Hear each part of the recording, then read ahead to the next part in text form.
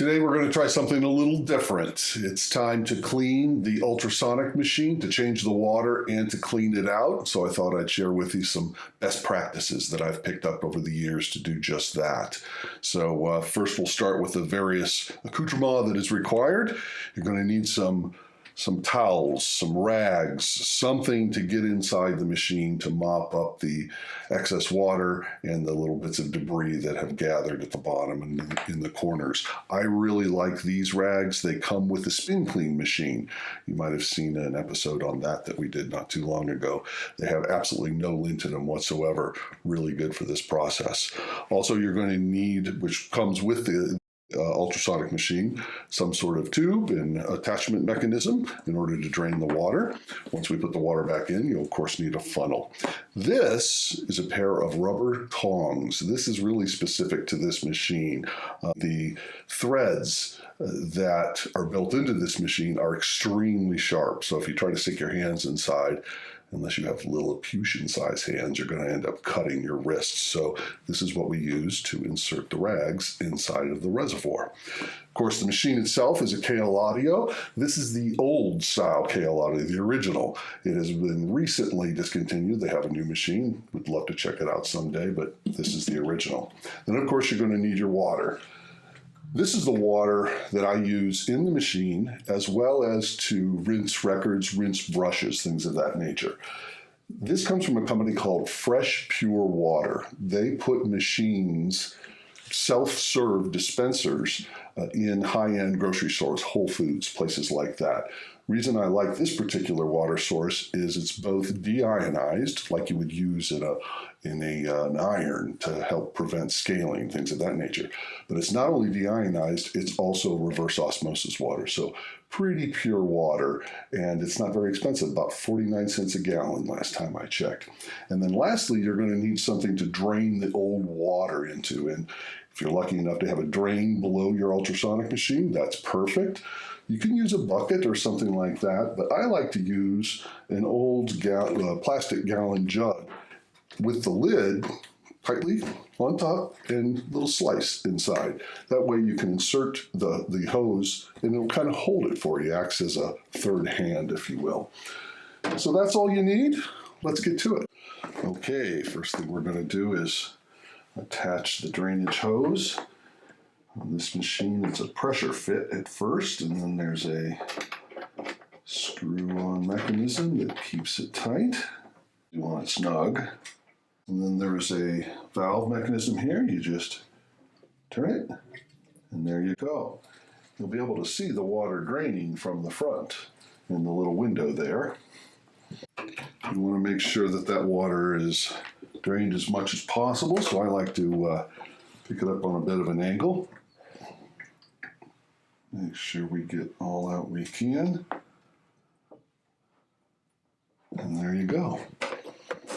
That's all there is to it. Then you close the valve, and now it's time to clean the inside. Once the water is thoroughly drained from the reservoir, you go ahead and open the cover. Again, these are very, very sharp right here, so I urge you to be careful. And this is why I like to use these rubberized wooden woodwork tongs to kind of get the rag in there and begin the cleaning process. First, you're just going to wipe up a lot of the excess water, but it'll carry a lot of the debris, the dirt that's been removed from the grooves over time.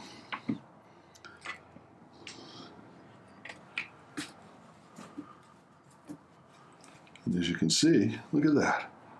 There's some of that dirt right there that collected in the corner.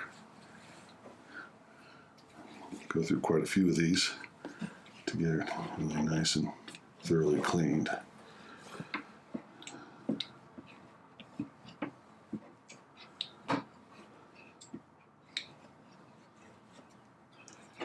By the way, these are the best practices that I've picked up over the years, but if you have any suggestions, we always welcome comments, and we're willing to try just about anything. Make sure you get into every corner in every crevice, because that's where the dirt tends to accumulate. Okay. Now, a lot of guys will go ahead and fill it back up at this point, but I like to put a bit of a rinse through it. So we're gonna put the cap back on, pour some fresh water in, and drain it again. You'll notice there's a couple of arrows there to line up a proper fit. Okay, let's put some fresh water in there. Got our handy dandy funnel. By the way, these large containers are sold right next to the fresh pure water machine that I mentioned earlier. I highly recommend you see the blue color. This will help keep ultraviolet rays out and keep the water nice and fresh. They also, by the way, make a container that's about half this size. So if this is a little too large for you to lift, you can always go with that smaller one. We are not filling this back up. We're just putting some water in to sort of rinse out the cracks and crevices in the reservoir of that dirt that we saw earlier. Just a bit.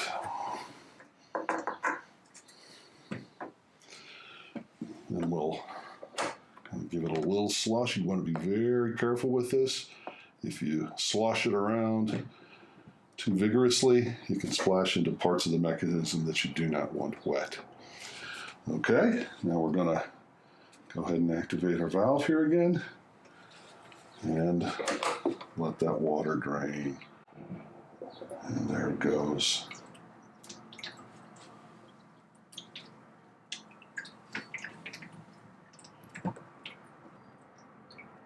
It's okay to kind of tip it onto one corner. That will help ensure all the water enters through the tube.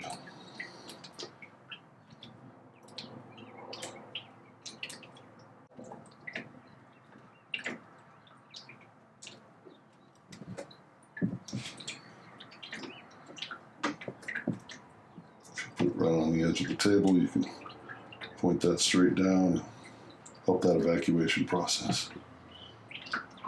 Still coming.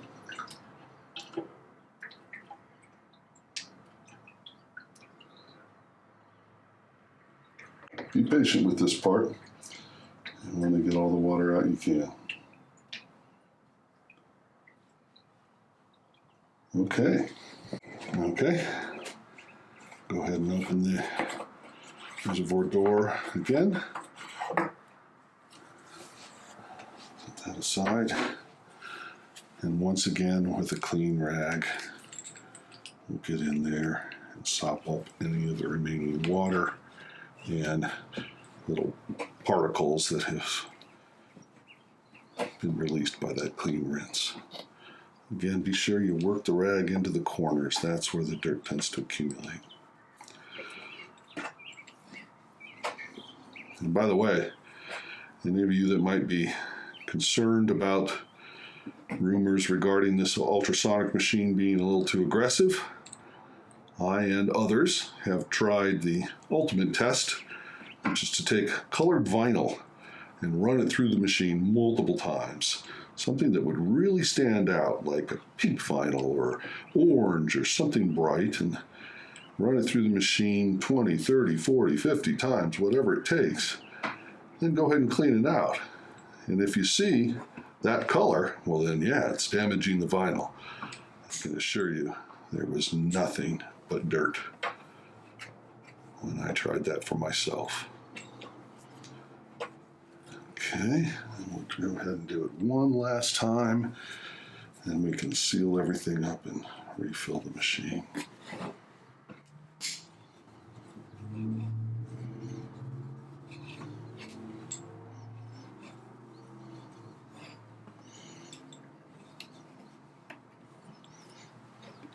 Careful your fingers there.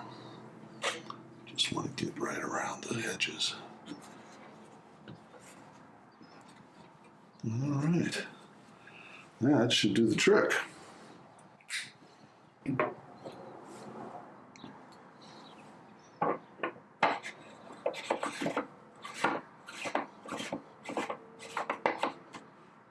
Fill up the machine. First thing you want to do, obviously, is close the valve so your fresh water doesn't run out. And you'll notice here a minimum and maximum line. Obviously, we want to get the water level between those two lines. I like to get it closest to the maximum as possible. One thing you have to keep in mind, though, is as you're pouring the water, it takes a little bit of time to get through the mechanism. So be careful not to overwater it. Go ahead and put some water in, give it a moment, let it rest, see where it is, add more as needed. All right.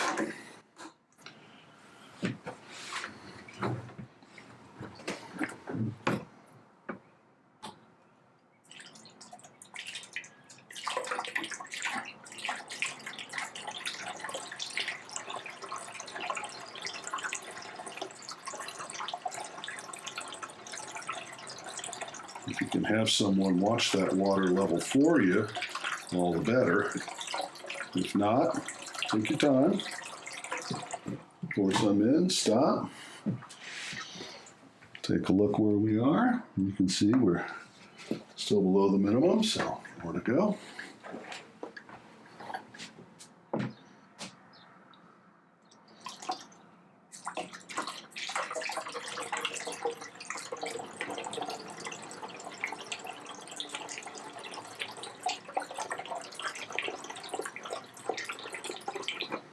Check again. That looks pretty good. Go ahead and put just a splash more in. And